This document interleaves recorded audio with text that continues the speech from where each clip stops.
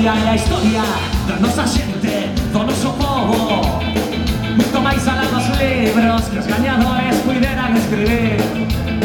Era tempo de esperanza, de ver a terra colectivizada, educar en igualdade, de compromiso popular.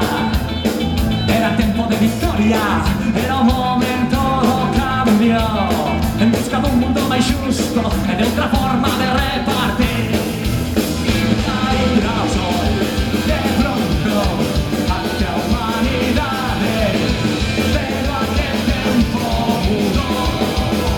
Negras tormentas e nubes escuras nos aires apodaron a revolución.